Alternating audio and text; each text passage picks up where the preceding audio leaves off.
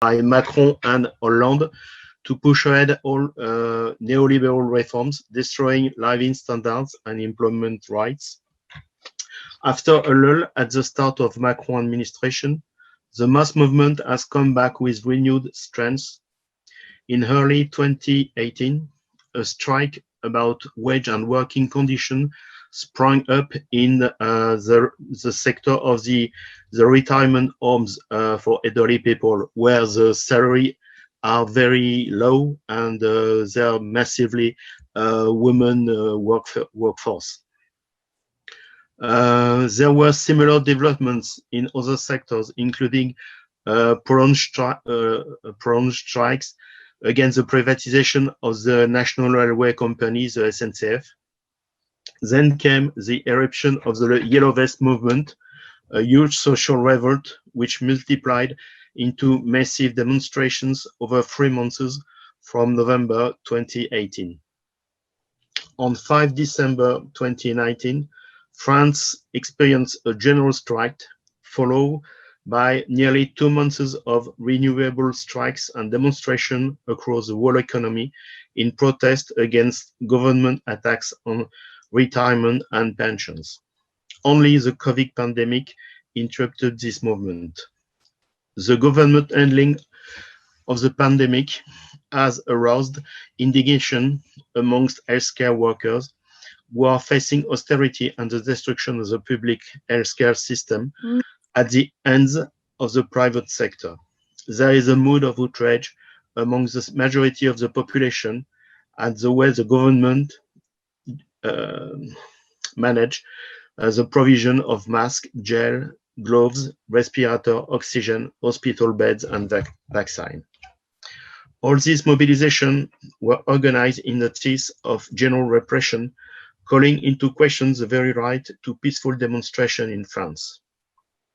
Faced with this level of public protest, combined with its own failure to implement counter-reforms on behalf of the capitalist class, how has Macron government managed to hang on? With presidential election coming up in 2022 and the far-right Marine Le Pen waiting in the wings, what are the political prospects in France? What we can see is from 1995 against the Plan Juppé to 2020 against Macron, all the worker struggles slowed down the anti-worker attacks, especially against pension, but did not prevent them because they did not lead to a general and central confrontation with the political power because of the union leadership. Fighting on the basis of demands in order to generalize and centralize them against the executive power, it is a constant we develop in Appel Soc, Argument pour la lutte sociale, and in the intervention of our members as trade unionists, activists, and so on. All this movement, and again, those who have occurred since 2016 are both economical and political, in the consciousness of workers themselves. Through social struggles, there are an increasing search for a way out. Even as the confidence and the vote for the party coming from the labor movement, such the Socialist Party and the Communist Party, but also for those who claim to replace them. We speak of Mélenchon, La France Insoumise, and the Greens. The acronym is EELV, tend to be weaker and weaker. Regarding the question of the form of the state, France differs profoundly from the United Kingdom and also from the United States, in that it has known about 20 constitutions since 1789. Parliamentary Republic and Bonapartism are the two main variants of these constitutions. The Fifth Republic was set up by a military coup led by generals who led the colonial war in Algeria and who brought de Gaulle to power. Present this republic presents itself as a regime that is both presidential and parliamentary. In fact, it is a regime much better suited to the type of state apparatus needed in France than was the parliamentary republics of 1848, 1871, and 1944. That is the second, the third, and the fourth republics. Because under the constitution, since Napoleon, there has been a continuity of the state apparatus structured around prefects and similar figures, local head of the state apparatus appointed by the central power. In the Fifth Republic, the preeminence goes to the executive power. For instance, 95% of the laws voted in the parliament are on government initiatives drafted by the ministries, cabinets, ministries, and therefore this is a very centralized and heavy state apparatus. The Fifth Republic signifies this preeminence, this domination, but its historical mission was to defeat social conquest, such as social security, who, like your National Health Service, was instituted in 1945, by which a share of all salaries are pooled for health insurance, retirement, unemployment, and so on. The same historical mission is to defeat democratic conquest, such as public, free, and generalized secular schools, and to restore the French imperialist power undermined by the loss of its colonies. None of these objectives has been achieved, and the political regime today appears worn out. As Sarkozy already in his time, and especially Macron since 2017, claimed to give it back all its strength by strengthening his authoritarianism, but Macron failed to do so despite widespread police violence and despite the fact that popular poverty has seriously increased since 2017. It is important to recall that Friedrich Engels, in particular, in several articles in the 18th and 19th, often affirmed, in particular, to convince the German Social Democrats to face the form of the German imperial state, that the proletarian power equivalent to achievement of democracy could consist of the democratic forms existing in France, a little improved. That means a sovereign elected assembly, self-administered municipalities, the preeminence of the legislative power, and of elected representatives who are mandated and revocable, on condition of destroying the state apparatus of prefect and general created by Napoleon. Democracy without Bonapartism, the completed democratic republic, appeared not only as a good framework for the class struggle, but also the possible form of proletarian democracy. This was the program of the Paris Commune, which the French authorities continue to condemn by censoring its commemoration 150 years later.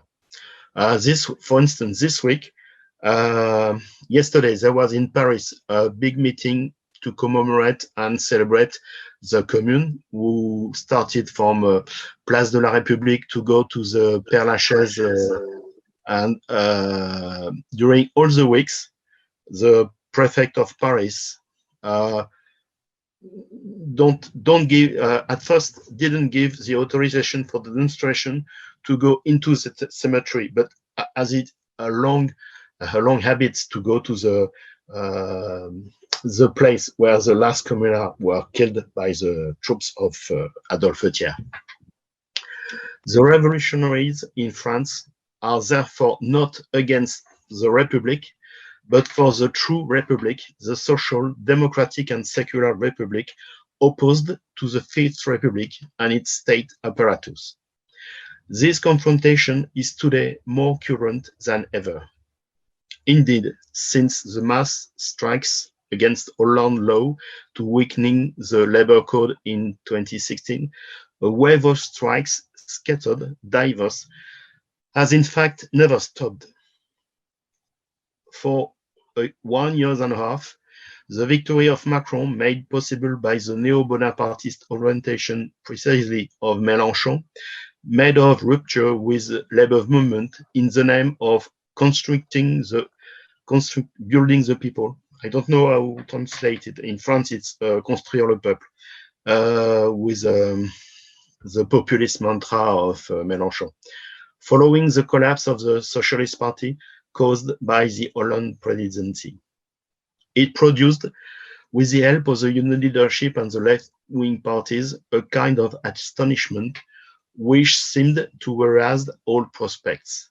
And suddenly came out the insurrection of the Yellow Vest, mainly proletarians and also pauperized petty bourgeoisie, spontaneously started blocking the roads in large part of the country. And they tried to generalize and centralize the movement. They tried really to take the Palais de l'Élysée by storm. The trade union and left apparatus started by denouncing them as fascist, then got behind them without, of course, ever calling to extend and centralize the struggle, while the Yellow Vest were trying to do so. The will of union activists and many Yellow Vests again produced the general strike of 5 December 2019 in France against a new pension destruction reform, which to this day had not been adopted. Macron is actually very weakened, and he has used the pandemic to hold on. The recent situation has seen the crisis of the state apparatus worsen. This crisis is immediate, as the left parties are all preparing for the presidential election next year. There are some threatening military calls made by retired generals talking about civil war. On the 19th of May, a rally of police against justice was supported by the Home Police Ministry with Darmanin, and by the PCF, the Socialist Party, and the Green leaders. But what we saw, it's also the fact that the Constitutional Council, with a central institution in the country, because it's the body who is after when the parliament votes the law, the Constitutional Council is some approval body who said it's legal, it's not legal, it's stuff like that. And so the Constitutional Council deleted several articles of Macron authoritarian law, with name LSG, Loi Sécurité Globale, telling him that in fact he lacks of the strength needed to enforce it. This crisis situation would require for the working class a political force to call for confronting and defeating the power. And this is how we would really prepare for the presidential elections in 2022. Currently, there is today no prospect for the working class in this election, which only aims to revive the Fifth Republic in order to make it able to attack social and democratic rights. This makes possible a massive abstention, and in this context, a victory for Marine Le Pen, which would lead to crisis and confrontation. This also makes possible a complete delegitimization of this election and this regime. A class regrouping around the candidate without being totally excluded is compromised. The democratic slogans are aimed directly at the bourgeois state: abrogation of freedom-killing laws, dissolution of factious groups in the army and in the police, withdrawal of French imperialism from Africa, and judgment for his acts. For instance, what happened in Rwanda was the French imperialism covered the genocide of 800,000 people. Elected officials who makes the law, excuse me, we need elected officials who make the law mandated and revocable and are not subject to the prefects, which must be removed. We need a sovereign constituent assembly and election at all territorial levels and in every political and economical instance. In France, we are faced with the merger of the oldest democratic slogans and the socialist perspective.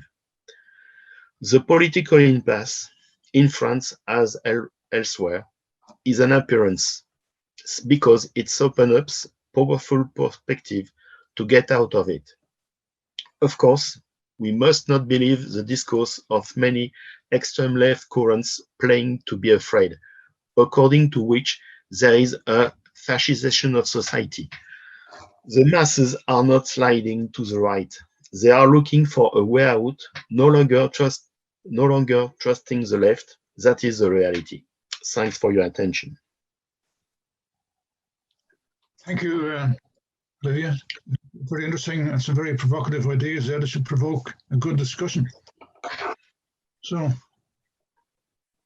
lots of issues to consider. So, can comrades indicate using the electronic hand signals, or if you prefer to just wave, there's a small number on the screen. So if you want to just wave your hand, I'll be able to see you. So who wants to speak next? And at this stage, we have plenty of time, so Olivier kept to his suggested time scale.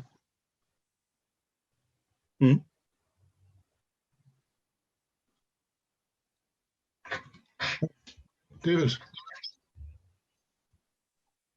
Me? Yes. David Hampson, yeah. Just one question for the time being. At one point, Mélenchon appeared to be having a surprisingly high support.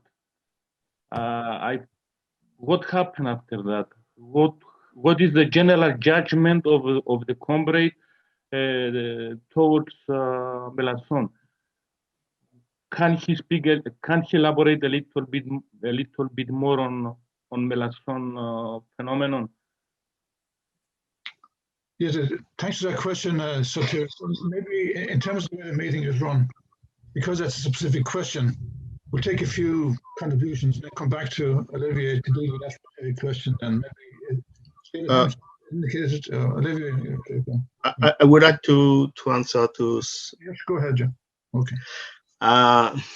For instance, when there was the police meeting on 19th of May, in which the leaders of the PCF and the PS, the Socialist Party and the Greens, were in a they tailed the police, claiming for let us free, no Jews on our back. We want to be free to strike on people as we want.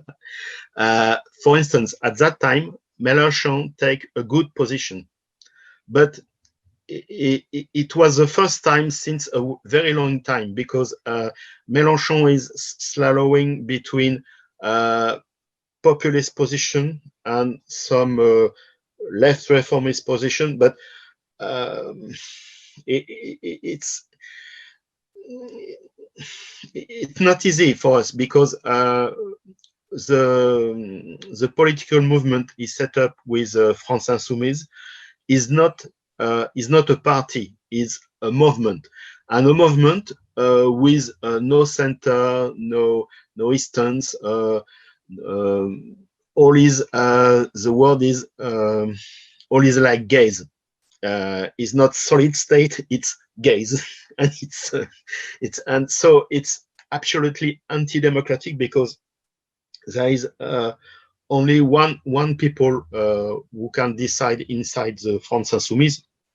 It is the straight political center around Mélenchon, but all the people who claim to be members of the movement can't have a real say, like in the official Congress of the Socialist Party, the Communist Party, or your Labour Party. It's not working like that. It's a real copy of French Bonapartism, all around one people, one savior, one leader, one Führer. It's like that.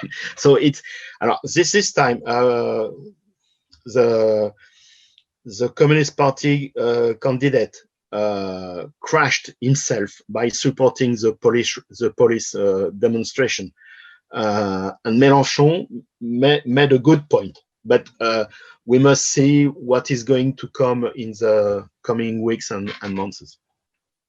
Thank you, Olivier. That's a very good insight into the way in which the Mélenchon movement operates and the difficulties of people becoming directly involved in policy development or changes of that nature. So that's contributed a bit to the ongoing discussion we have here. Now, the only indication of a speaker at the moment is David Hempson. So if anybody else wants to speak, can they either indicate on the electronic signals or wave their arms around? So, David. Well, apologies, it's not a contribution, but a question.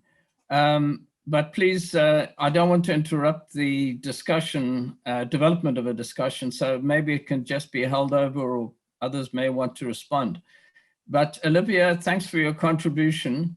One idea you raised, which was quite original in a sense to me anyway, was that there's been extreme political turbulence in France following the French Revolution. You mentioned, all the republics and all the constitutions, but you made a contrary point that actually the state itself has been relatively stable. Did I understand that correctly? And if so, let's develop that idea. I'd be very interested to learn more about that contradiction.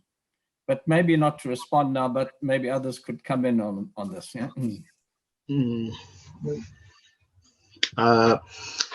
the classical Marxist critique of the bourgeois democracy, for instance, when you see what Marx or Engels said about the Third Republic, or what Trotsky said about the crisis of the Third Republic in the 1930s, there was a central element. There are the parliament with the appearance of the political power to vote the law, to select the government, to censor the government, and so on.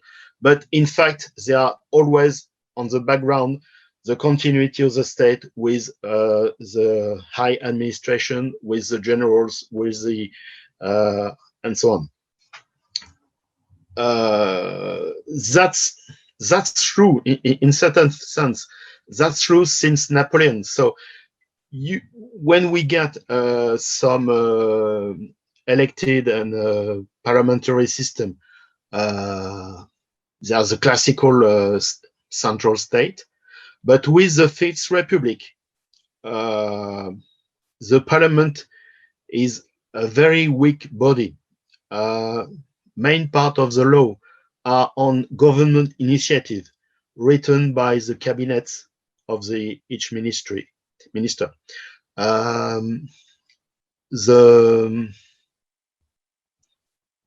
The parliament in France is very weak compared to the British one. It's comment on dit, chambre d'enregistrement. How will you say it? Chambre d'enregistrement, chamber for applauding a talking shop.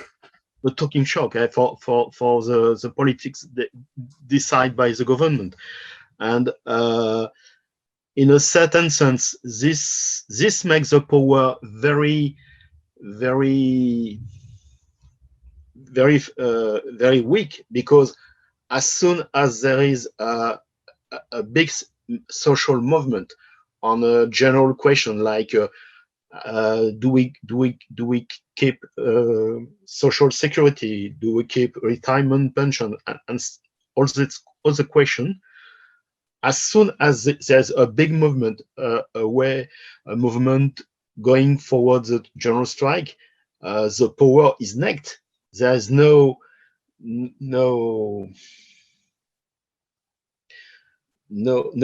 security bet. The government is directly in front of the people, and they are very weak. So in that situation, if the union leadership and the left parties are not ready to challenge the power in place is recovering its weakness by the weak position of the union leadership. Thanks, Olivier. That's an interesting point. Comrades may want to speak in if you've asked on somebody else. I mean, the Fifth Republic came about the threat of civil war after the defeat of the French in Algeria. There would have been there were threats of military coup. There was the possibility of civil war, and de Gaulle was brought in to stabilize the state. So there's an interesting discussion could emerge from that if comrades want to develop these points. It's an unusual structure, and it came about under conditions of extreme stress in France after the war in Algeria. So, other comrades want to speak? Or perhaps other French comrades might want to make a contribution about the nature of the state and how it came into being. Well, the Fifth Republic in particular, and de Gaulle's role in that.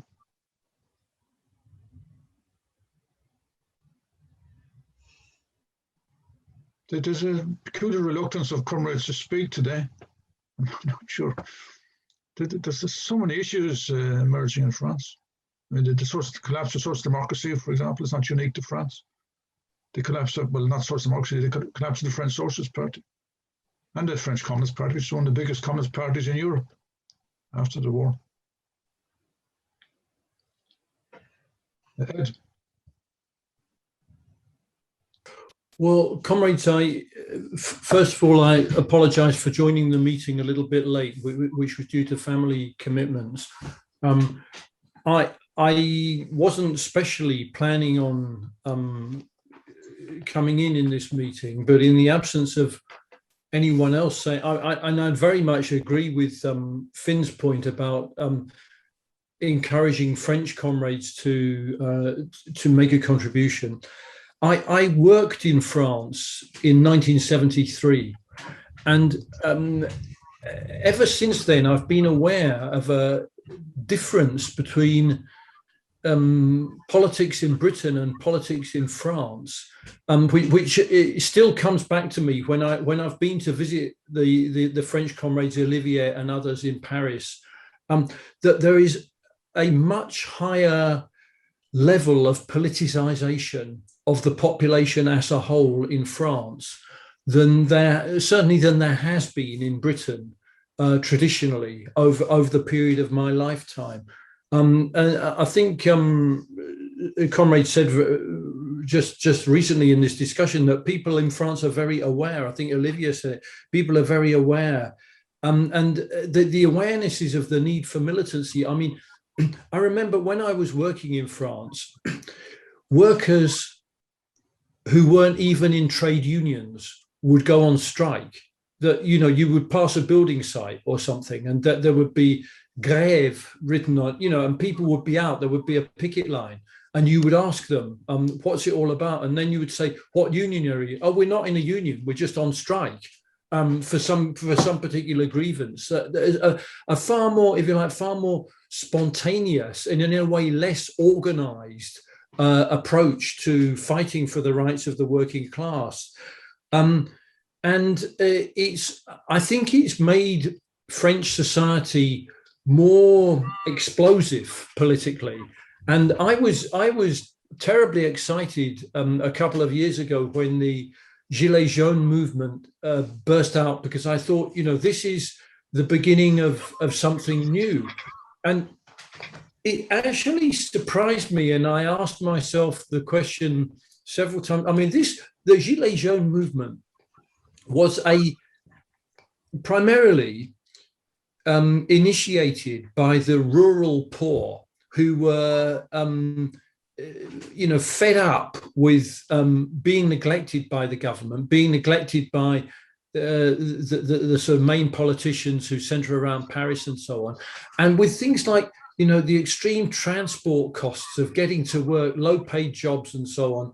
The difficulties of making ends meet in rural areas, and so on. But it was picked up in the big towns as well, in Paris, and I asked myself several times when this movement started, why didn't it take off into a very big revolutionary movement like 1968? Because comrades who are old enough will remember, and comrades who are younger will probably have heard about it. In 1968 in France, the working class just came out of nowhere, and more or less without any political party set up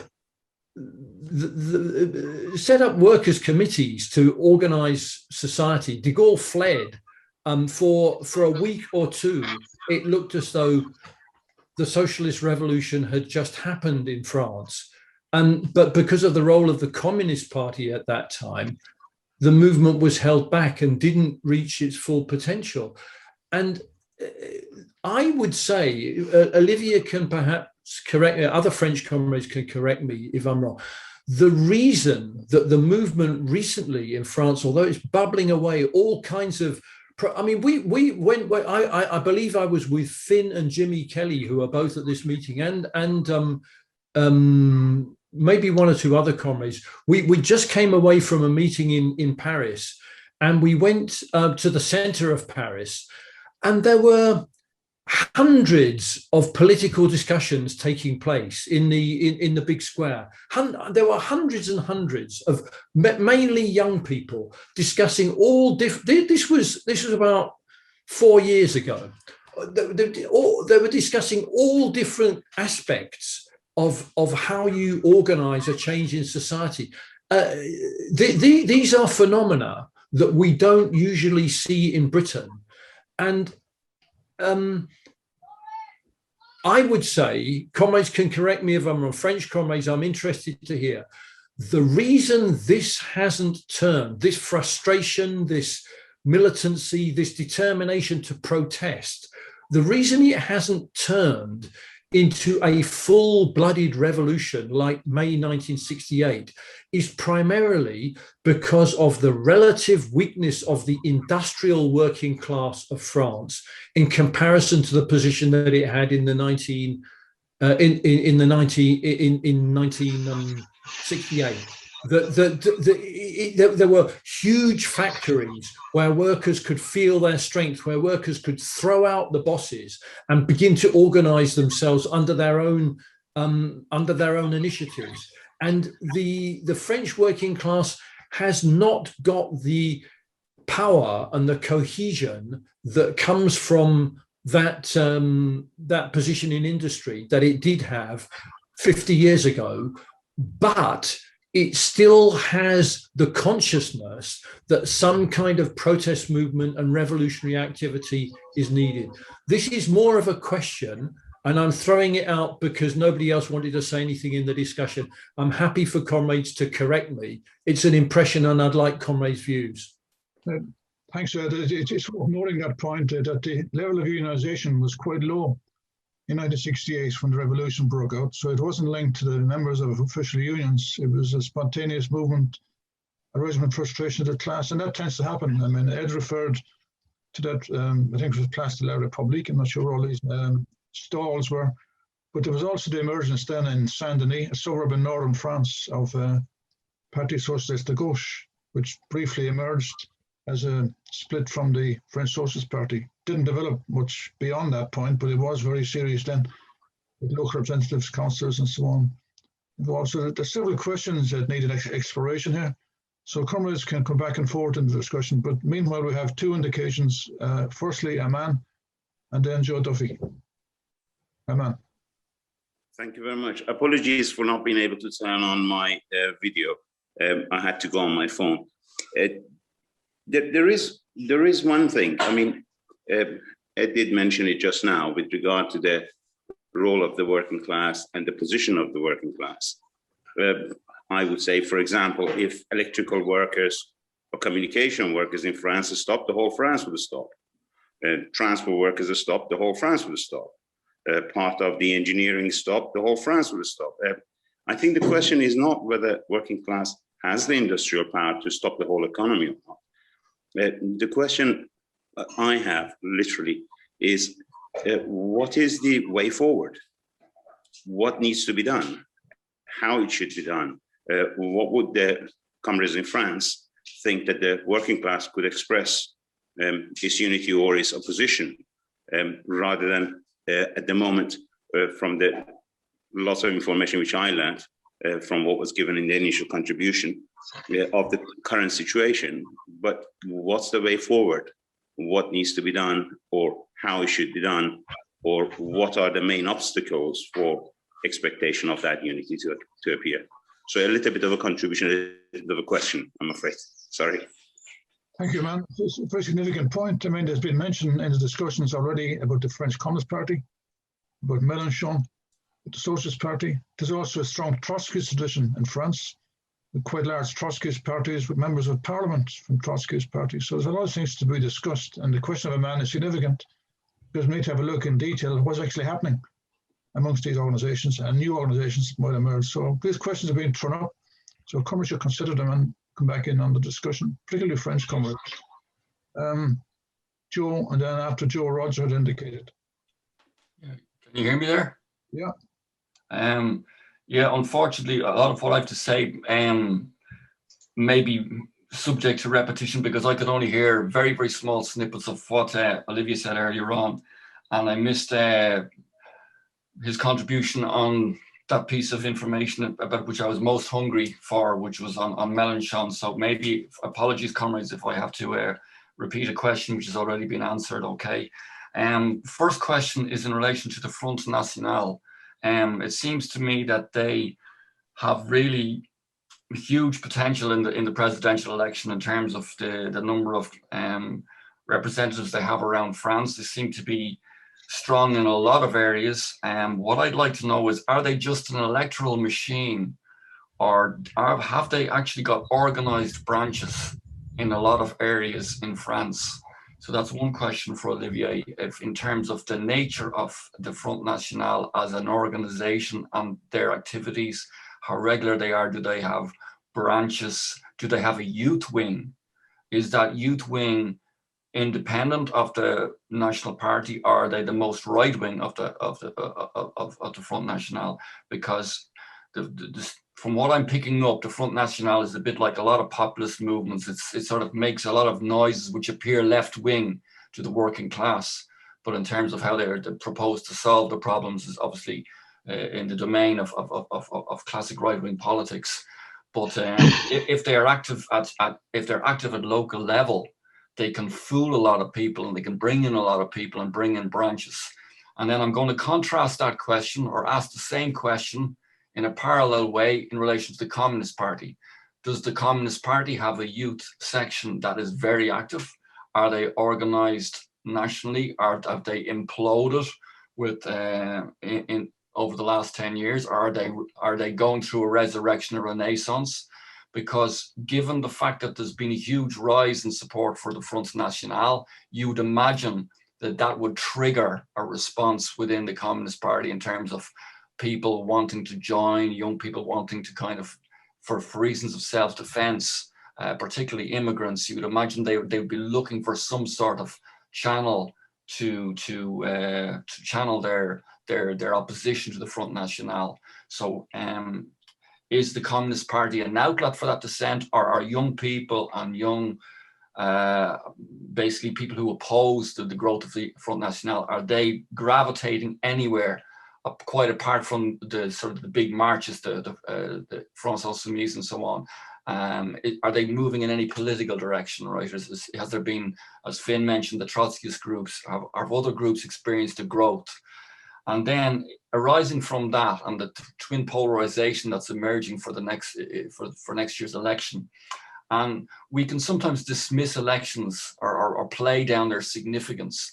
But I think this is going to be very, very, from the outside, and I'm speaking from Ireland, so forgive me if I'm very wrong on this, and I could be very wrong. But I would imagine inside France, in the 3-4 months leading up to that election, that there will be phenomenal focus on its outcome. It'll be like the battle of the left versus right, particularly if Mélenchon is standing. And then is there not, referring back to Iman's last question, in terms of a way forward, I am not aware, I'm sure Mélenchon has his limitations. I'm sure in his own way, he's got contradictions in his program or in his approach. Maybe he changes his tune, or he's not as consistent as he should be. He's got plenty of what we call in English warts and all. He's got plenty of problems in relation to his politics, but he's a left-winger. He commands a certain base. Is there a case for all left-wing groups deciding we need to hammer out a common program, a common platform of very reasonable demands that the majority of the French working class can say, actually, these guys are making sense. They're making more sense than the Front National, and they're going to deliver a better quality of life for France if this program is implemented. And this program has to be as well known as the opening lines of the Marseillaise. It needs to be imprinted in everybody's consciousness, on posters and bus stops, train stations.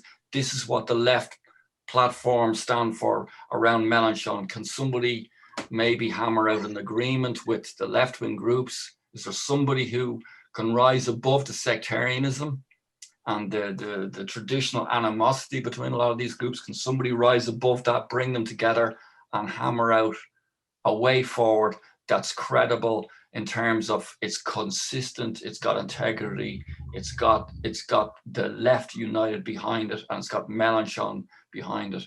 I know it's idealistic to say this is what should be done, whether it's going to be done and it's got no chance of happening, maybe it's got no chance, but something like that needs to happen, because if the left are not united in the next election, then by default there could be a very right-wing president elected, and you know, Trump Mark II, Trumpism Mark II will evolve. Sorry if I've gone on a little bit there. Okay. Thanks, Joe. It's a very important question. Invitation to the French comrades to speak. I assume you're referring to Le Pen's group, the Front National. That's now called Rassemblement National. It's just trying to soften the edges of the party to make it look less extreme, fascist, less linked to the Vichy regime and other things. But it's up to the French comrades to discuss questions of that nature. I remember we had a conference once in Mélenchon's headquarters in France of the predecessor of Win, and we came across a slogan he used in the election when he stood down for president, and it was "Prenez le pouvoir," which means take the power, seize the power, which should be the slogan of every single left-wing party. Instead of messing around with the state, once you get elected, take the power, and that hasn't happened. Mitterrand didn't do it, and other people didn't do it when they had the chance. But "Prenez le pouvoir" is a very good slogan. But anyway, one question, Finn, just to follow up there. Okay, it's not a question; it's a comment on what you just said. You just said something very important. You filled me in on something I didn't know. That very clever adaptation of the name from Front National to one which is pitched in a more marketable way for the French population. That equally the left need to respond to something like that, not just in saying, oh, this is the same people, same faces, blah, blah, blah. They need to also show the same guile, the same commitment to fight and to present something which can actually really challenge the other side, because these guys are preparing in a very populist, very clever, devious way. They're very serious about it. The left needs to get over the division and find a way to unite around a platform which, as I said, becomes imprinted and branded in everybody's brain in the months leading up to the election around a platform of demands.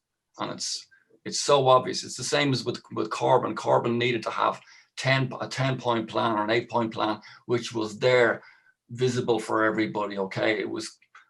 Unfortunate thing about it was it evolved and changed, and sometimes it was to the fore, sometimes it wasn't. But anyway, I'm going off on a tangent. But the right wing are getting very, very clever. They're being advised by serious marketing forces about how to expand their popularity, how to appeal to the different groups. They're learning, and they're financed by big money. The left needs to outfox them by using its brain, and by using if it's really committed to providing an alternative, it's got to do the same. It's got to kind of come up with the same commitment to adapt the message, not the program, but fight for a program which is going to change things and which can somehow get an echo within the French working class. Okay. Next, the next speaker was to be Roger. But Roger has indicated in the chat that if a French comrade wishes to speak at this point, he'll wait till the French comrades have spoken. So a number of issues have been raised here, and we invite the French comrades to speak. We don't want to pressurize the comrades to feel they have to speak, but there's some interesting questions there that they might want to deal with. So,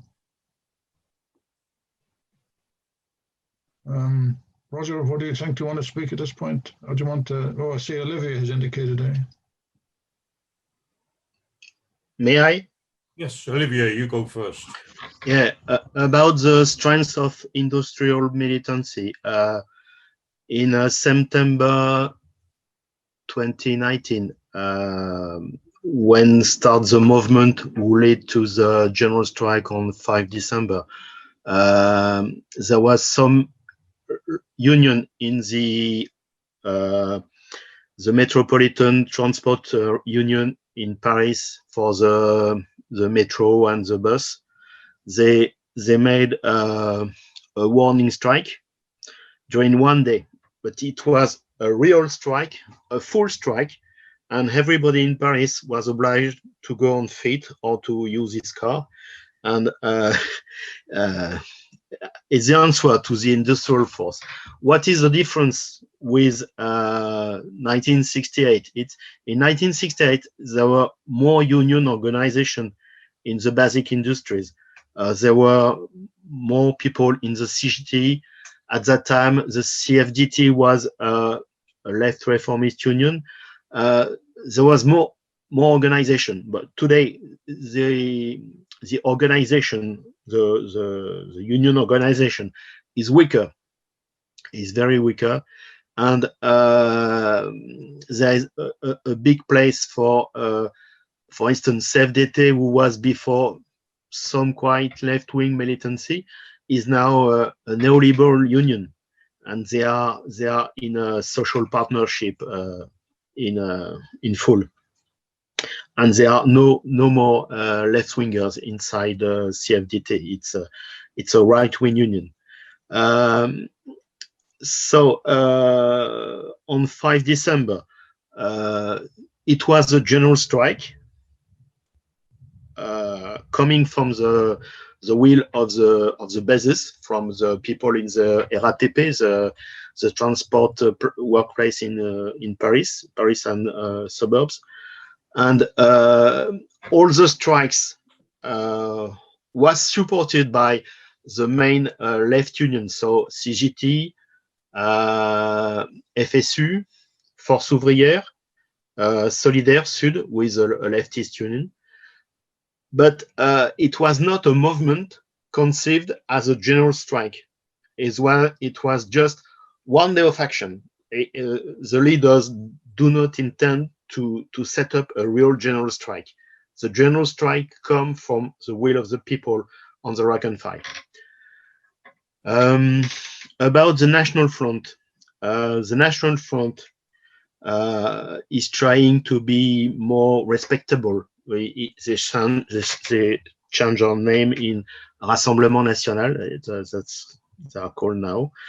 But the nucleus of the party is a very fascist nucleus, very wise on political matters. They are making the continuity from Vichy, Pétain, the Algerian War, and all the colonial wars, but they are making politics in a. But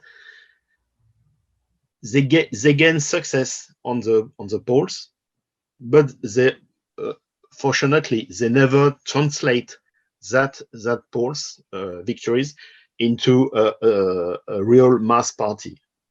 So as soon as we have movement, we have strikes, we have demonstration, the National Front is put on the side. There's a real combat fascist group in France, but it's just a milieu of several hundreds and die-hard activists ready to make a straight fight with left people. But fortunately, at the National Front is very good for the national and the legislative election. But when you are going down to local elections, they are not able to set up candidate lists with they do not have the weight for that. They take very weak people, very clown people. That's at the present time on the ideological level about racism and the politics against migrants and refugees. The discourse is nearly the same between National Front, Les Républicains, the official right historical party, and Macron's party. They are the same. They are on the same political level. And the police is organizing the expulsion of refugees and illegal migrants. On the Communist Party, I would like to suggest that Laurent, who is present in the meeting, takes the floor, because he is a candidate for the Communist Party in the local election in the place where he lives. So it will be good that Laurent made the speech. I stopped. Thank you, Olivier. I just want to indicate here, if some comrade from France wants to speak in French, we have a few translators here. I mean, Joe Duffy is a very good French speaker, and Ed Bober. Go for Ed.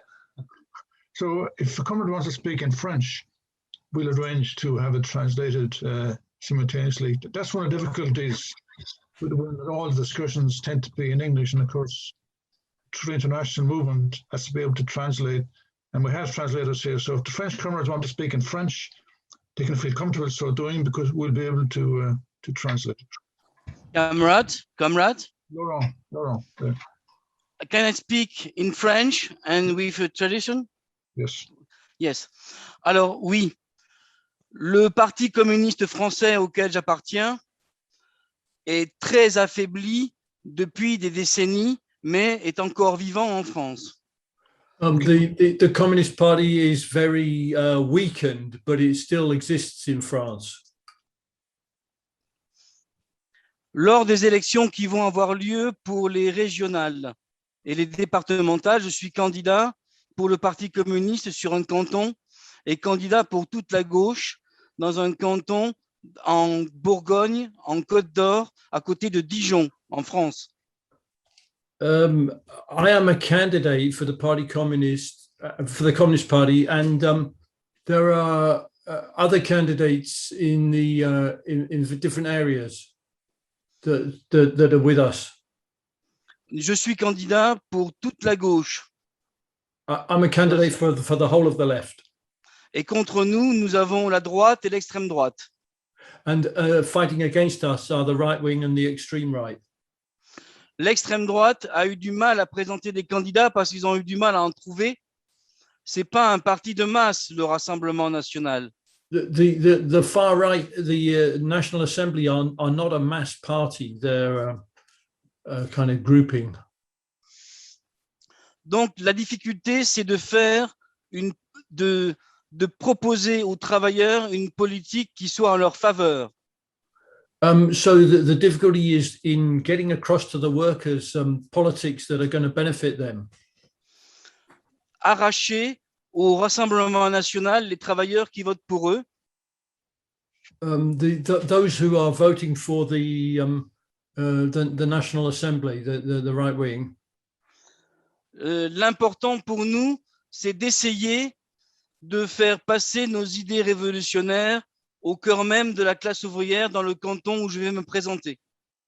The important thing is to get across revolutionary ideas to the people who are considering voting for the far right. Alors, comme c'est une union de la gauche, c'est un peu compliqué. So, but with that, the idea of a left unity is a bit complicated. Parce que nous ne sommes pas que des communistes, même si les candidats sont tous communistes, nous sommes 4 sur parce que c'est par des listes. Je ne vais pas rentrer dans le détail, c'est un peu compliqué, mais c'est un scrutin de liste. Nous sommes 4 camarades candidats sur le même canton pour la liste de la gauche.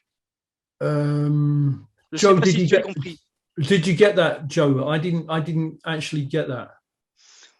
Bon, je rentre pas dans les détails, mais ce qui est important par rapport à Mélenchon, par exemple, dans mon secteur, ils n'ont pas eu les militants pour les présenter. Mélenchon n'avait pas les militants pour les présenter car ils sont très affaiblis en réalité. Okay, so Mélenchon doesn't come across as a militant. He comes across, in reality, he comes across very weak. Et donc, c'est-à-dire qu'ils ont laissé le terrain un peu partout et donc n'ont pas pu se présenter que dans quelques secteurs dans mon département. Dans mon département, ils n'ont que quelques candidats à présenter, mais c'est très petit. Donc, on va aller vers une gauche qui est quand même nationalement divisée à ces élections départementales et régionales, et la droite et l'extrême droite vont faire très fort. Il va falloir essayer de contrebalancer tout ça. Okay, so at the moment in the development of the elections, the left is very divided and the right are coming across as very strong. Donc, nous verrons au final comment les électeurs voteront. L'important, c'est l'abstention. Il y aura une très forte abstention en France. Et c'est un vrai problème parce que politiquement, il va falloir batailler contre. The problem of abstention will be a very big one for the left in France. There was something else, but my sound went a little bit. I didn't catch the full point. Parce que les ouvriers ne votent pas en France, ou très peu. A lot of workers don't bother to vote in France at the moment. There's a very low turnout. Le vrai parti des travailleurs en France, c'est l'abstention. The real party of the French working class is abstention. Donc, nous verrons comment ça va se dérouler et je reprendrai la parole s'il y a des questions. Okay, so that's how things are turning out, and I'm happy to listen if there's some questions about these matters. I see, Laurent. We'll take Roger. He's been indicating for a while. Next, please. Roger. My English is too sorry, bad. Vincent. I didn't see you there. Sorry, Vincent. Translate me. Yes. Yeah. Can I just make an appeal to Joe? Will you listen as well? And if I miss anything out, you come in. Okay, because I'm not getting everything. I think you're getting 99% of it, so you're doing very well. Thank you. Okay, go for it, Vincent. So, allons-y. Merci. Je voudrais parler de deux choses, le Front National et les élections. I want to talk about two things, the National Front, the right wing, and the elections. Le Front National est en fait une vieille institution de la Ve République. The National Front is an old institution of the Fifth Republic. La Ve République provient du coup d'État du 13 mai 1958 à Alger, et ce jour-là, c'était Jean-Marie Le Pen qui manifestait à Paris lors du coup d'État. Okay, so the National Front organized a coup d'état, and it was Jean-Marie Le Pen who kind of came out of that as the leader. Ensuite, les partisans de l'Algérie française se sont fâchés avec De Gaulle, mais en mai 1968, il les a réhabilités. Oui. Joe, did you get any of that? Just the last phrase didn't make sense to me. Can you repeat, please, Vincent? Vincent, répète s'il te plaît. Alors, les militaires partisans de l'Algérie française se sont opposés à De Gaulle. Okay, yeah, the partisans, the Algerian resistance movement, yeah. Et il les a exilés, ils sont allés chez Franco. En 1968, justement, en 1968, face à la grève générale, De Gaulle les a amnistiés, les militaires. In 1968, they were on a general strike against De Gaulle. I'm not sure it's that. Le Front National est apparu en 1973, longtemps très minoritaire. Okay, Olivia, did you want to add something to my translation? Oui. Yes. During the Algeria War, there was a real civil war inside the French state with the Gaullists and the OAS, who was a fascist organization. They were at war with shot, bombs, and killings. And after the independence of Algeria, most of the right-wing people some went to jail. Many were sacked out of the army. Some were exiled in Spain with Franco.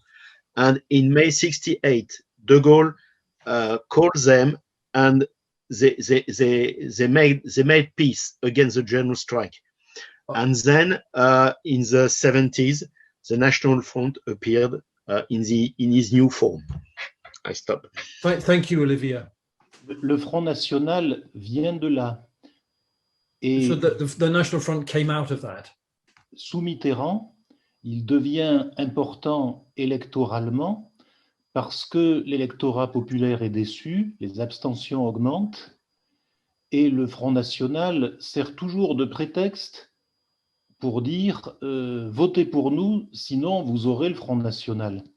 Okay, so during the period of Mitterrand, when Mitterrand was in power, the working class began to become more and more abstaining in elections, and out of that, the National Front was able to develop its appeal to the working class, or some of the working class. Ce qui s'est produit avec Chirac, Le Pen face à Chirac en 2002. Okay. In 2003, when Chirac was presidential elections. In the presidential elections, yeah, okay. Donc c'est très ancien, c'est permanent en France, le RN. La nouveauté aujourd'hui, c'est que les partis traditionnels du mouvement ouvrier ne font plus de voix. Les masses ne regardent plus vers eux. Donc, dans ce vide, Marine Le Pen peut gagner. C'est vrai. Ce sera un affrontement. So, in this situation, Marine Le Pen can make a lot of gains because because of the kind of political vacuum that there is in France. S'il y a une élection avec Macron et Marine Le Pen, des millions de travailleurs ne voudront pas voter Macron et ils se diront c'est la grève ou c'est la manifestation tout de suite. Okay, so if there's an election between Macron and Le Pen, millions of workers won't want to vote for Macron, and if with the outcome, there could be a general strike very quickly. Voilà, je voulais dire aussi que à Plutsoc, nous allons dans quelques jours publier des entretiens avec 3 candidats aux élections départementales. Okay, the French comrades are putting forward 3 candidates in local elections. Laurent Gutiérrez, qui est ici, Laurent Gutiérrez, who's here in this meeting, et 2 candidats dans l'Allier qui sont aussi soutenus dans leur territoire par toute la gauche. Okay, and 2 other candidates who are well supported in their own area by the entire left movement. L'un d'entre eux, Sylvain Bourdier, a été élu maire de Commentry l'an dernier. One of them, Sylvain, has been Sylvain Bourdier. Sylvain Bourdier. He is mayor of the Commentry city. Commentry est une vieille ville ouvrière. Okay, so he's mayor in a working class area of the city. Commentry est une vieille ville ouvrière qui a été la première mairie socialiste du monde en 1882. It's the town in the world where there was first a socialist mayor. Et la politique du Parti socialiste avait fait que la droite avait pris cette mairie. Et Sylvain Bourdier est un ami à nous qui n'est dans aucun parti, mais qui a regroupé le mouvement ouvrier de Commentry et qui a gagné la mairie l'an dernier. Okay, so and in that area there was tu as dit que la droite a gagné. Je reprends. La mairie était socialiste, mais mauvaise, droitière. La droite avait gagné. Okay, so the kind of district politically is socialist, but the right wing won the mayoral position, won the mayor. Sylvain est un camarade à nous, ancien socialiste, il n'est plus d'aucun parti. Les communistes et les insoumis l'ont soutenu. Il a été élu maire l'an dernier. Okay, so there's a comrade there who's supported by France Insoumise. He's a comrade of ours, and he's standing again. Voilà. Donc, dans des élections locales, on peut avoir des perspectives. We can have a perspective for the local elections. Mais au présidentiel, c'est très difficile. But for the presidential elections, it's far more difficult. Thank you. Thank you, Vincent. Merci. I think we should note the very valuable contributions by the French comrades, Vincent, Laurent, and of course, Olivier, have contributed enormously to our understanding of what's happening in France. But our next speaker will be Roger, followed by David Hempson. Okay, Roger. Okay, thank you, comrade. Well, to a certain extent, the French comrades have answered some of my questions. I just wanted to say that, first of all, I think we've almost taken it for granted that we're used to looking to France for the salvation of the problems of resisting capitalism the world over. France has those traditions embodied in their culture in a way that perhaps no other country in Europe or Western Europe does. For instance, I mean, Ed described the traditions, the evidence of those traditions, even just 3 or 4 years ago, when he talked about the intense politicalization of the people that he came across. I mean, the point is that there has been, ever since the time of the French Revolution, there has been that tradition of workers' resistance again and again and again throughout the 19th century, revolutions again and again, culminating, of course, in the Paris Commune, which we discussed a few weeks ago, but also again and again and again during the 20th century, including, for instance, the Popular Front of the mid-1930s and, of course, 1968, which comrades have described again. We also had, after 1968, the rebirth of the Socialist Party under Mitterrand, and then the election of Mitterrand in, I think it's 91, when initially he made big concessions to the pressure of the working class before, after a couple of years, retreating quite sharply to a right-wing reformist tradition. But those concessions, the capitalists have been trying to claw them back again and again since then. The reduction of the working week, I think a 35-hour working week, if I'm not mistaken.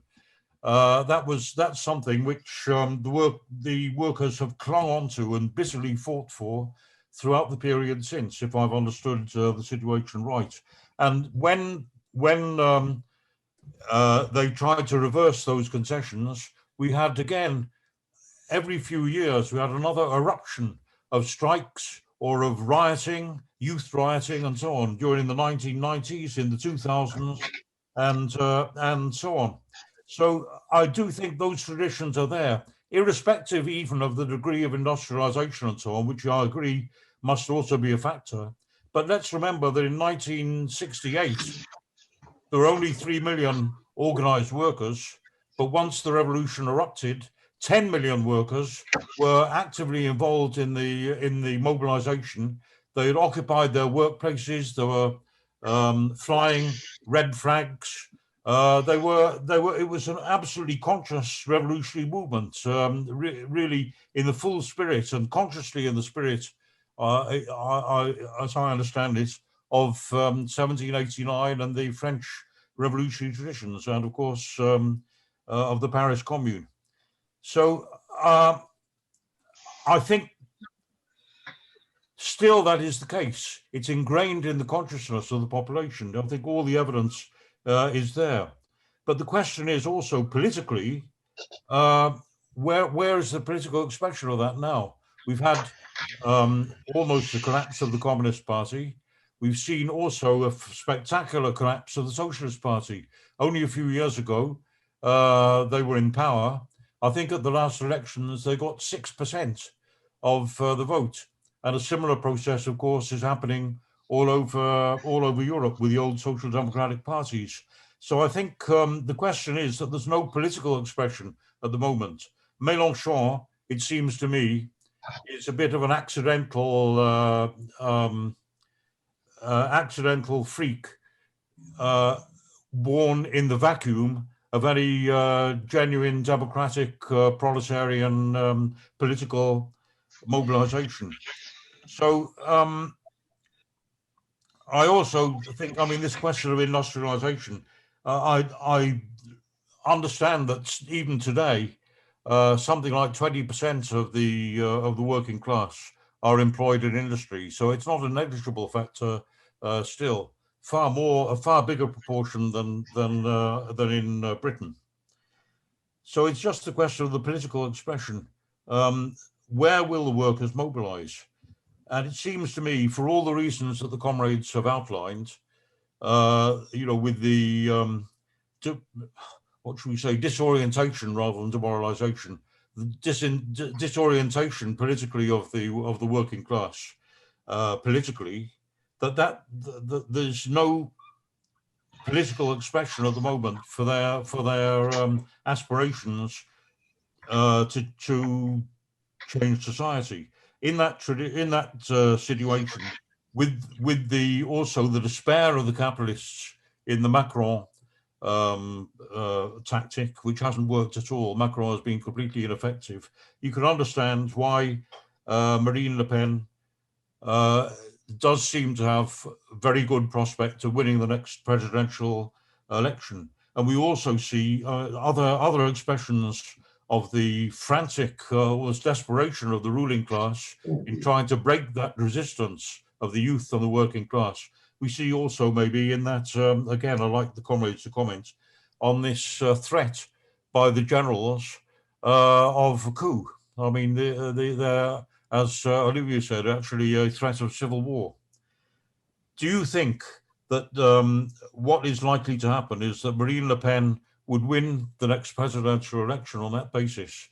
That in a response and a reaction to the attacks that would come under a Front National government, or whatever they call themselves now, that there would be then huge mobilization and perhaps new working class parties could crystallize, because we do have that tradition also of spontaneity in the French working class.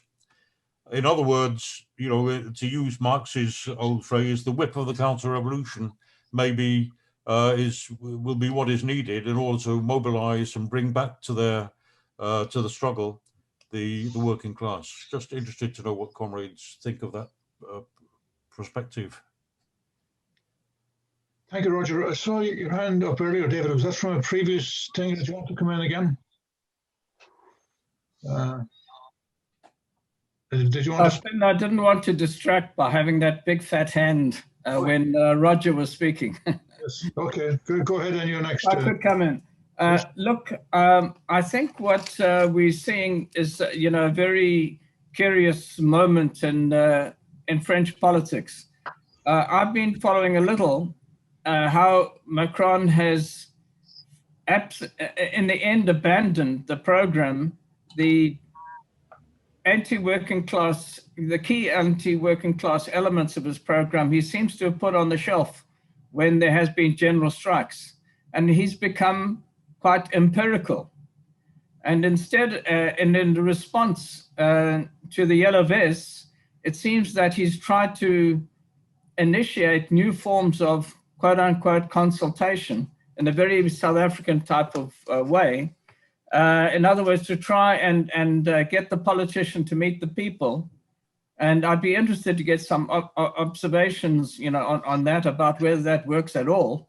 But one of the things that he did apparently get some popularity was he heard that women were not getting the benefits which were being rolled out with COVID-19, and that he immediately, gave that top priority, and he wants to appear as a reformer of some note. Of course, that's totally messed up by his position on the police, and we see authoritarian tendencies also there, from above, in trying to cut the police out of any photograph or any commentary, and not to allow them to be videoed as they are in America, to show exactly what they are doing on the streets. And I think that, it shows that, in a sense, he's trying to avoid, the ruling class maybe is trying to avoid the idea of a kind of ideological approach. And instead of that, to have a kind of point-by-point response on the question of COVID, of economic growth, of women's rights, and so forth and so forth. But it seems that there has, however, been some development in social attitudes to the right. And I just want to put that as a question, because there has been a revival of the anti-immigrant views. And I think that Macron has tried to, to play this issue a bit and to show himself as somewhere in the middle of the road.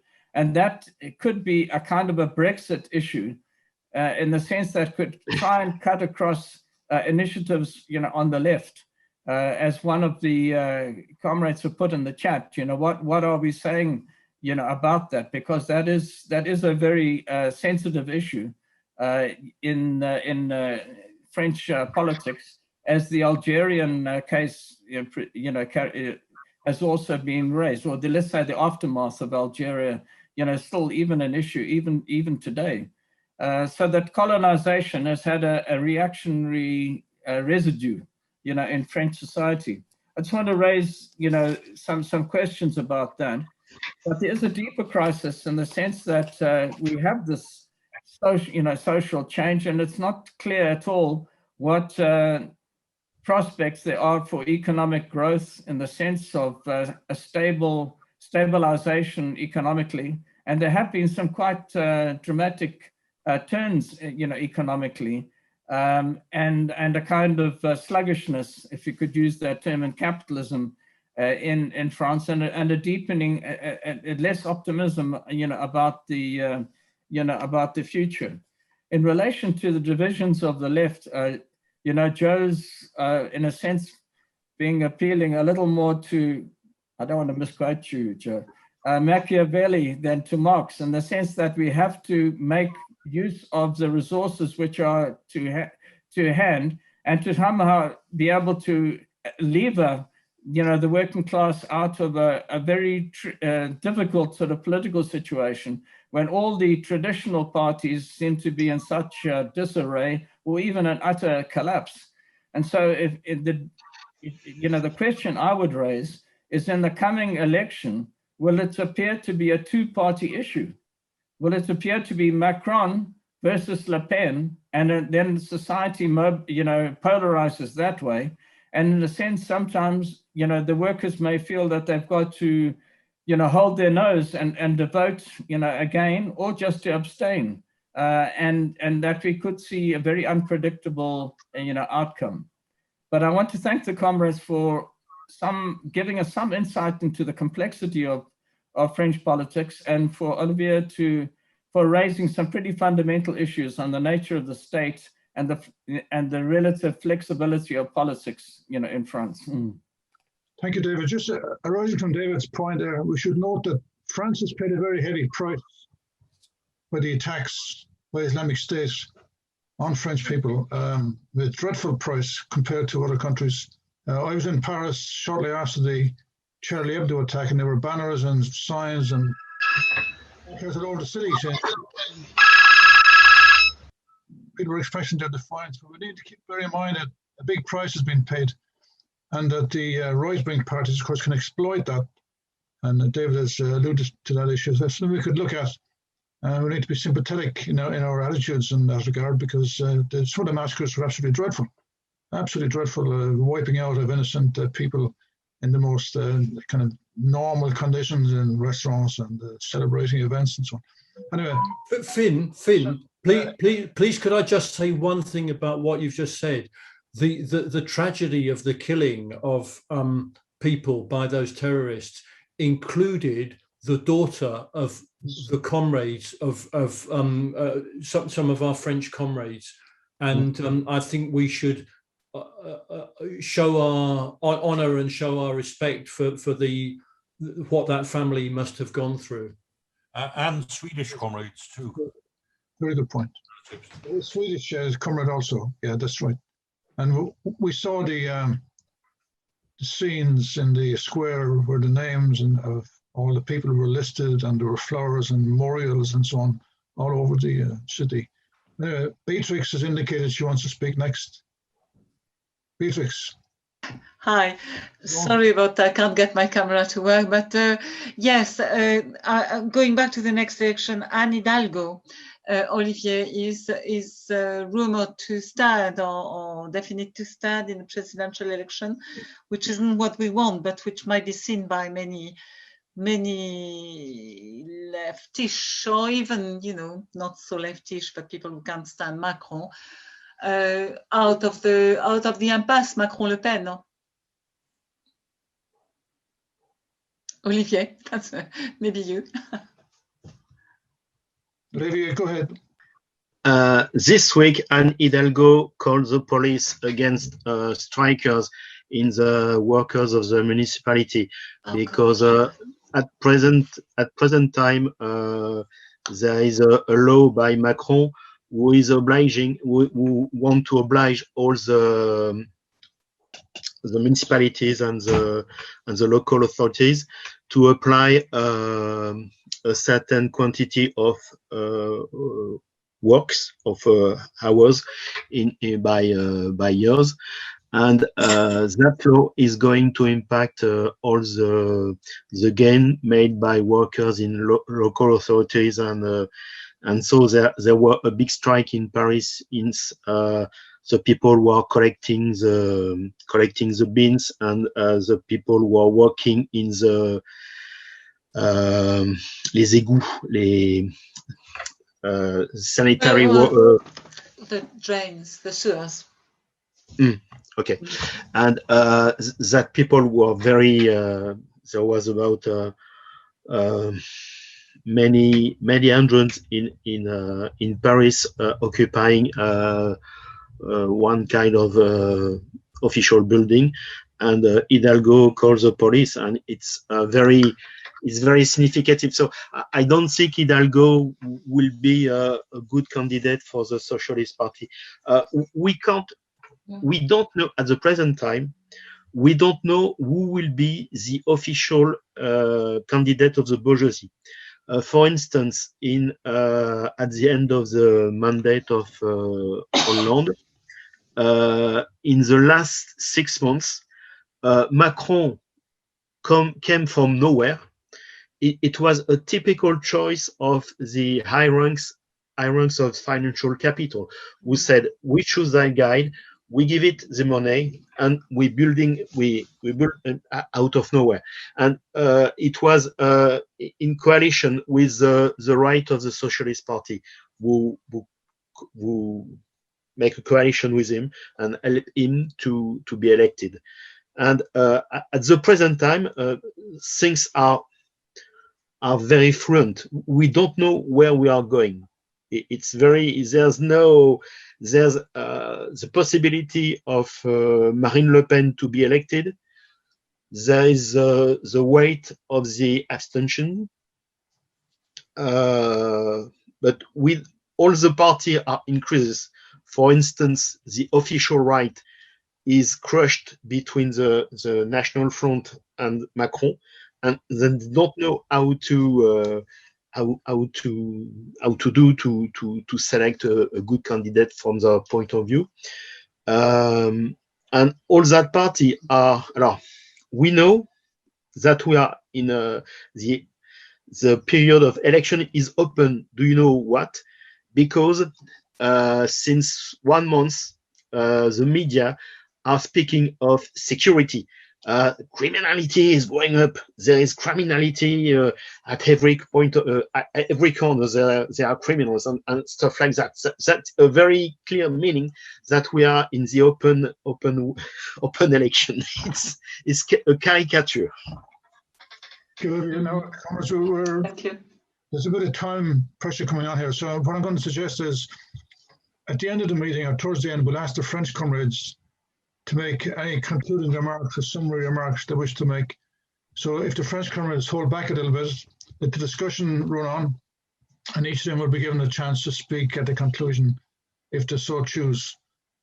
And meanwhile, Beatrix, are you finished with what you wanted to say, or did you want to add something further? No, that's fine. Thank you. I didn't know that Anne Hidalgo called the police, but thank you. Okay, so I have 3 comrades indicating, and as I say, just bear in mind about the time constraints here. So we have Sotiris, but who? Yes, comrade. Yes. I would like. Again, my contribution is basically a question, and I would like to raise it, to contribute to say now what I have to say, so the French comrades can comment on that. Personally, I feel that I understand more of a situation if someone elaborates a bit more on the perspectives. In what sense? In the sense that if we were present and we had a Marxist group, a strong Marxist group, where would we orient ourselves?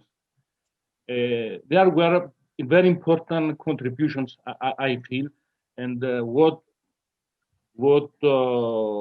Olivier and other French comrades, even Ed Bober and Silverman said, were very, very important. But still, I feel that there remains a question.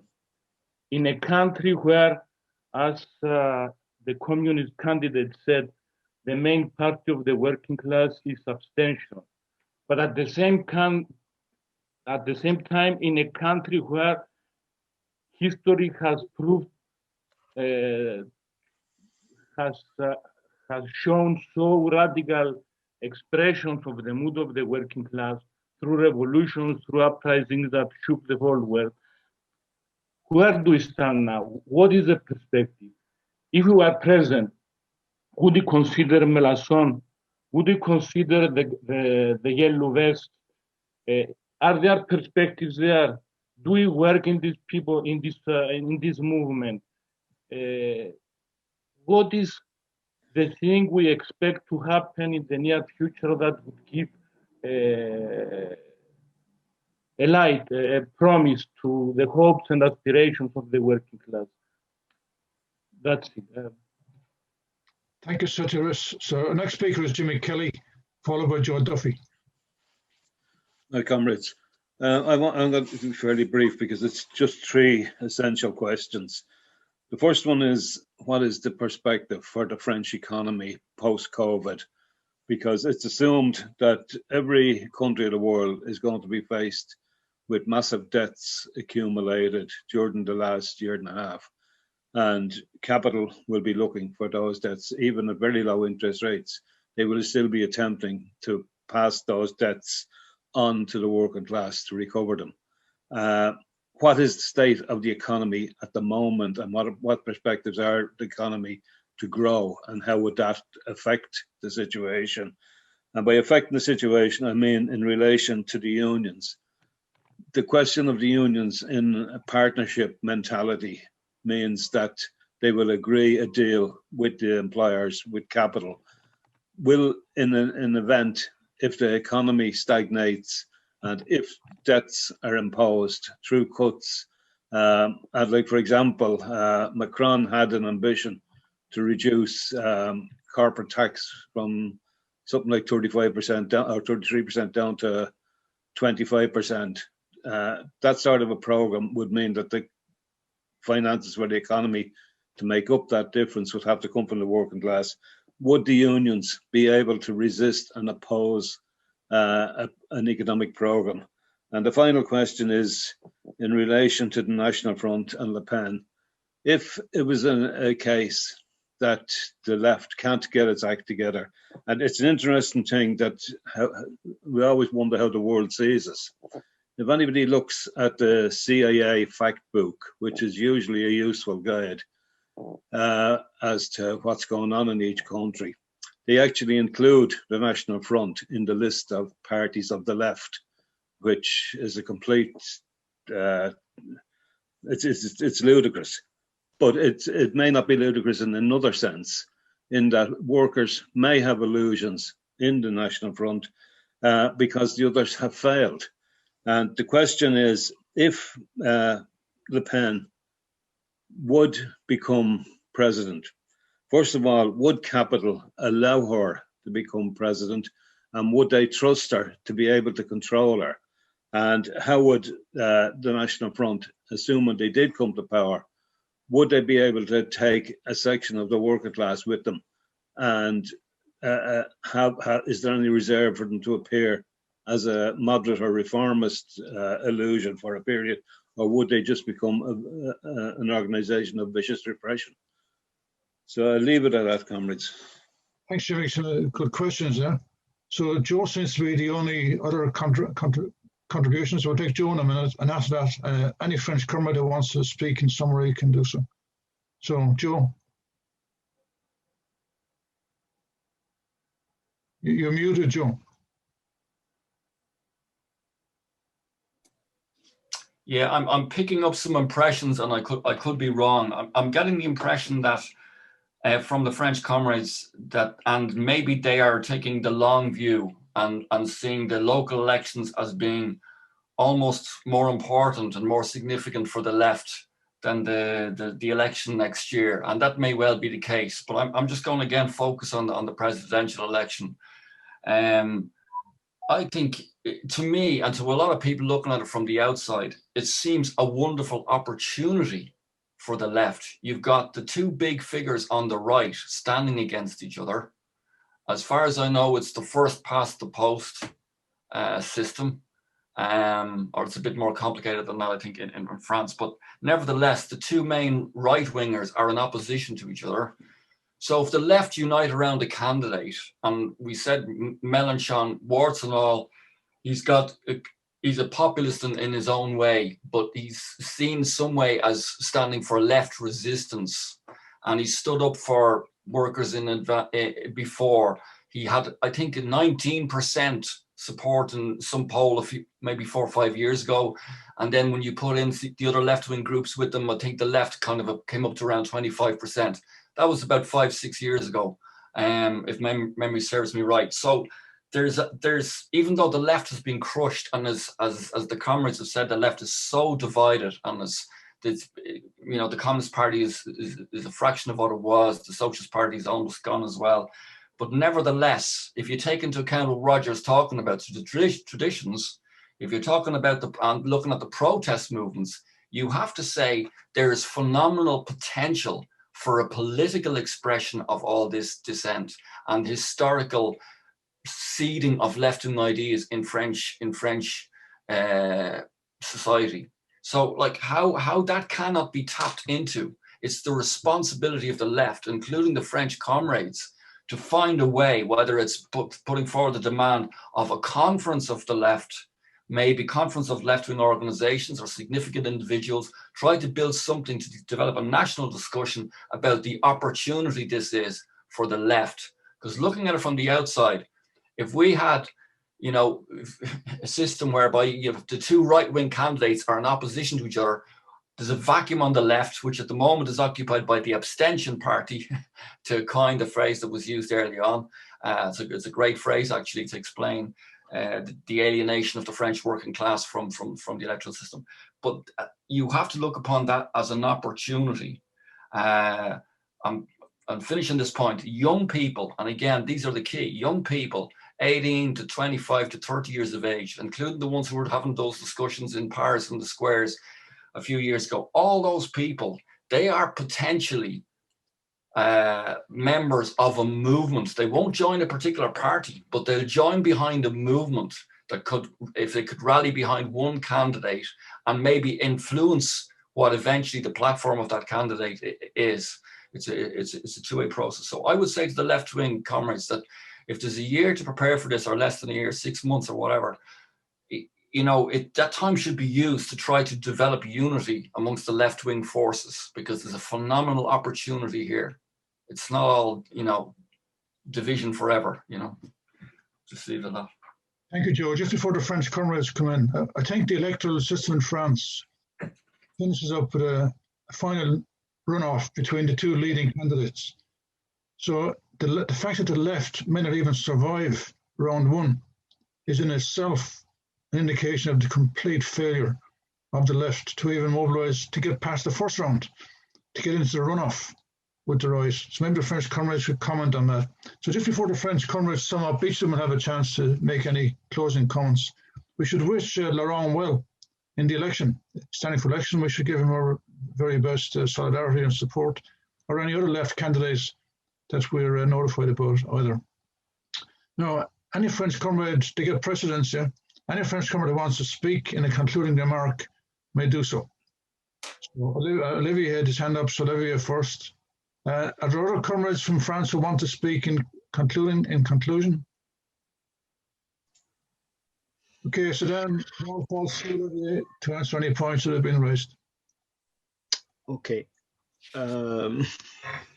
For people outside France, it's uneasy to size the present situation, because it is not like in Britain where you have the Labour Party. So the question is having a good left party, a good socialist party, for a good socialist policy for the Labour Party to win against the Tories and stuff like that.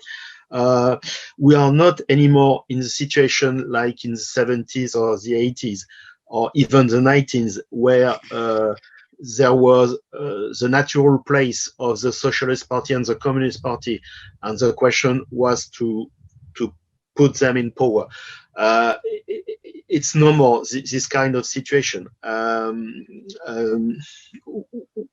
We have a weakening of the left. We have, but there still remained some kind of apparatus. For example, the Communist Party is no more a mass party, but it's a big apparatus with 10,000, 30,000 militants. They are controlling a lot of municipalities. They are managing the CGT, and in the CGT, you can sometimes have the faction fight from inside the Communist Party who are translated into the Union, and it's a very messy situation. And you have the will of the youth to refuse the social condition with Uberization on the youth, and the destruction of public education and access to university for all. And the youth is ready to fight against climate change. And at the same time, in the workplace, people, the exploitation is hard, and people are not organized. The unions are weak, but at the same time, when workers can unite on the workplace, you can have big strikes, and when there are movement, you can go forward and build things. What is the main weakness is that the unions bureaucracy and the left apparatus are always organizing the things in the way that when there are movement, we can't go forward, we can't push, we can't go ahead, because at each time they block, and we can't elevate, we can't gain much, we can't resist much. But there's the will of the masses not to suffer, not to surrender, and it's very important, and it's what gives us optimism. Thank you, Olivier. So I'd like to thank all the comrades for their contributions here. There's been lots of information, lots of insights, and the French comrades have decades of experience in the movement in France, which they brought to bear in this discussion. So I want to thank all the comrades who spoke, both those from France and other places. And while there are specific features of the French movement which have to be considered, there's also common features in France which we all share. The trade union bureaucracy betraying the working class again and again and again. When movements start, cutting them off before they can complete the course of the action. And then, of course, the betrayals by the right-wing leaders of the Labour and social democratic movements as well. Very pronounced in France, with the disappearance practically now of the French Socialist Party. So while there are specific characteristics, there's also common features, and this discussion has brought some of those out. So thanks again to all the comrades that contributed, particularly to the French comrades. And I'm not sure if Roger wants to say something about the meeting next week, or whether there's anything decided in that regard. Roger? Afraid you just have to wait for the next notice. We're not sure yet. That's okay. That's all right. So once again, thanks again, comrades, and I hope you all found the meeting useful. So. Bye, comrade. Okay. Good night. Good night. Bonsoir. Thank you very much. Thank you. Thank you. Thank you. Merci, camarades. Au revoir. Merci à vous aussi. Merci. Au revoir. Au revoir. Au revoir. Right in the forehead. I just saw it.